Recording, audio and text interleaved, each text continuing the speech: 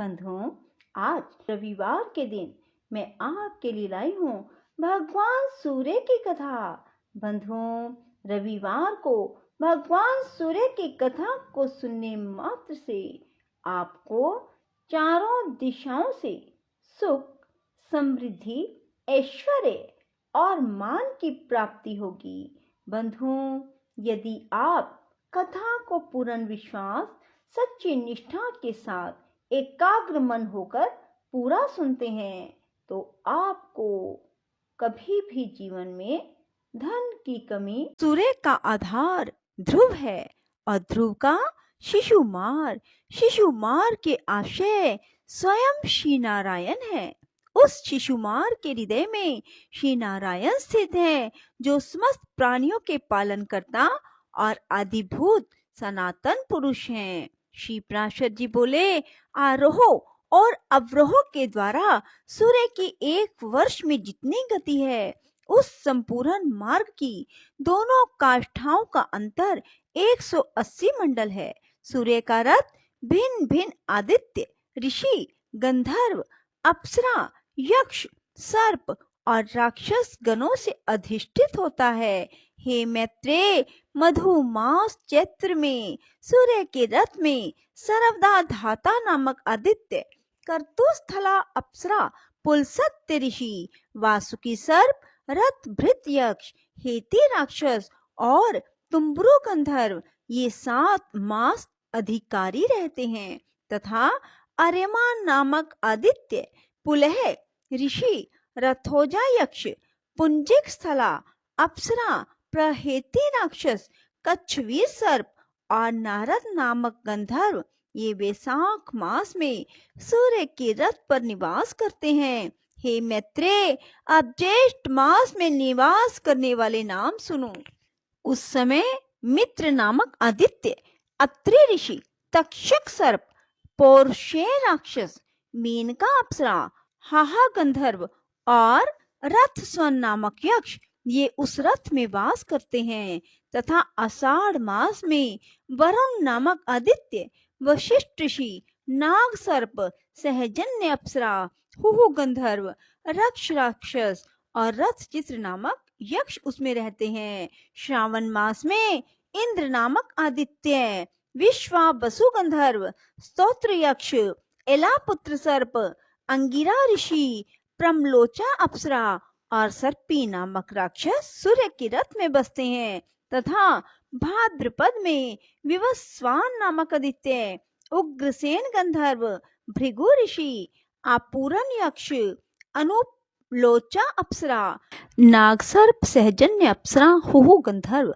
रथ राक्षस और रथचित नामक यक्ष उसमें रहते हैं। श्रावण मास में इंद्र नामक आदित्य, विश्वावसु गंधर्व, स्तोत्र यक्ष, एलापुत्र सर्प, अंगिरा ऋषि, प्रमलोचा अप्सरा और सर्पी नामक राक्षस सूर्य के रथ में बसते हैं तथा भाद्रपद में विवस्वान नामक आदित्य, उग्रसेन गंधर्व, भृगु ऋषि, आपूरन यक्ष, अनुलोचा अप्सरा, शंखपाल सर्प और व्याघ्र नामक राक्षस का उसमें निवास होता है।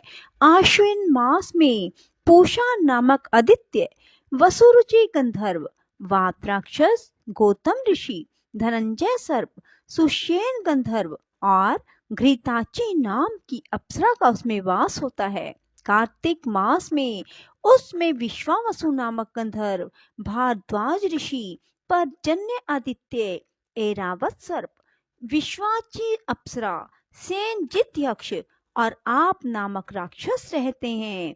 मार्गशीर्ष के अधिकारी अंश नामक आदित्य, कश्यप ऋषि, ताक्षरे यक्ष, महापदम सर्प, उर्वशी अप्सरा, चित्रसेन गंधर्व और विद्युत नामक राक्षस हैं। हे विप्रवर, पौष मास में कर्तु ऋषि, भग आदित्य, उर्नायु गंधर्व, सफोज राक्षस, करकोटक सर्प, अरिष्ट नेमी यक्ष, पूर्वचिति अप्सरा जगत को प्रकाशित करने के लिए सूर्य मंडल में रहते हैं। हे मैत्रेय, तवष्टा नामक आदित्य, जमद अग्नि ऋषि, कंबल सर्प, तिलोत्मा अप्सरा, ब्रह्मोपेत राक्षस, क्षितिज यक्ष और धृतराष्ट्र गंधर्व, ये 7 माघ मास में भास्कर मंडल में रहते हैं। अब जो फागुन मास में सूर्य के रथ में रहते हैं, उनके नाम सुनो। हे महामुने, वे विष्णु नामक आदित्य, अश्वतर सर्प, रंभा अप्सरा, सूर्यवर्चा गंधर्व, सत्यजित यक्ष, विश्वामित्र ऋषि, यज्ञोपेत नामक राक्षस हैं। हे ब्रह्मन, इस प्रकार विष्णु भगवान की शक्ति से तेजोमय हुए ये 7 गण एक एक मास तक सूर्य मंडल में रहते हैं।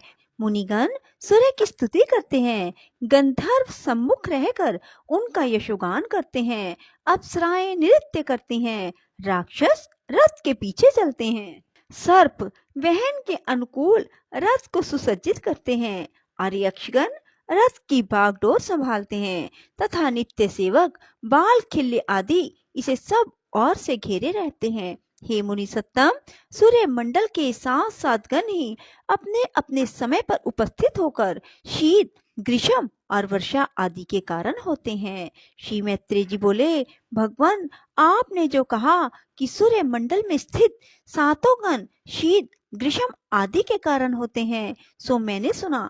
हे गुरु, आपने सूर्य के रथ में स्थित और विष्णु शक्ति से प्रभावित गंधर्व, सर्प, राक्षस, ऋषि, बाल खिल्ले आदि अप्सरा तथा यक्षों के तो पृथक पृथक व्यापार बतलाए, किंतु हे मुने, यह नहीं बतलाया कि सूर्य का कार्य क्या है।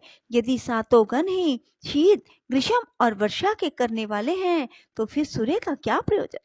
यह कैसे कहा जा सकता है कि वृष्टि सूर्य से होती है। यदि 7 गणों का यह वृष्टि आदि कार्य समान है, तो सूर्य उदय हुआ, अब मध्य में है, अब अस्त होता है, ऐसा लोग क्यों कहते हैं।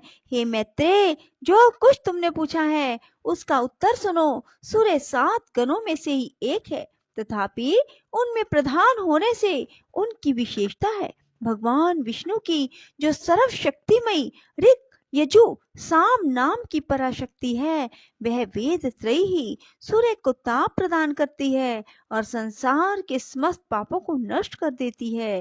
हे द्विज, जगत की स्थिति और पालन के लिए ऋक, यजु और साम रूप विष्णु सूर्य के भीतर निवास करते हैं। प्रत्येक मास में जो जो सूर्य उदय होता है, उसी उसी में वह वेद त्रयी स्वरूपिणी विष्णु की पराशक्ति निवास करती है। पूर्वाहन में ऋक, मध्याह्न में बृहद धनतर आदि यजु तथा सायंकाल में साम श्रुतियां सूर्य की स्तुति करती हैं। यह ऋक, यजु, साम रूपनी वेद त्रयी भगवान विष्णु का अंश है। यह विष्णु शक्ति सर्वदा आदित्य में रहती है।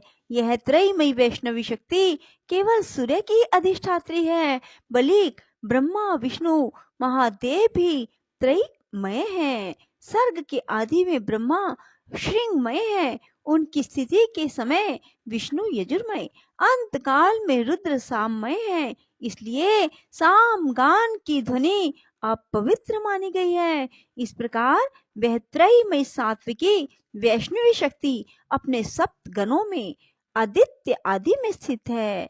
इससे अधिष्ठित सूर्य देव भी अपनी प्रखर रश्मियों से अत्यंत प्रज्वलित होकर संसार के संपूर्ण अंधकार को नष्ट कर देते हैं। उन सूर्य देव की मुनिगण स्तुति करते हैं, गंधर्वगण उनके सम्मुख यशोगान करते हैं, अप्सराएं नृत्य करती हैं, राक्षस रथ के पीछे रहते हैं, सर्पगण रथ का साज सजाते हैं, यक्ष घोड़ों की बागडोर संभालते हैं।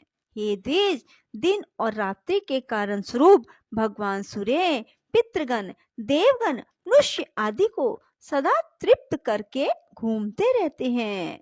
सूर्य अपनी किरणों से पृथ्वी से जितना जल खींचता है, उन सब को प्राणियों की पुष्टि और अन्न की वृद्धि के लिए बरसा देता है। उससे भगवान सूर्य समस्त प्राणियों को आनंदित कर देते हैं और इस प्रकार वे देव, मनुष्य, पितृगण आदि सभी का पोषण करते हैं। हे मैत्रेय, इस रीति से सूर्य देव देवताओं की पाक्षिक, पितृगण की मासिक और मनुष्यों की नित्य प्रति तृप्ति करते रहते हैं।